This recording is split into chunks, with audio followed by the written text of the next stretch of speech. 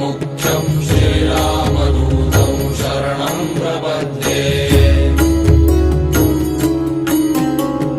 मनोजवं मारुततुल्यवेगं जितेन्द्रियं बुद्धिमतां वरिष्ठं वातात्मजं वानरयूथमुख्यं श्रीरामदूतं शरणं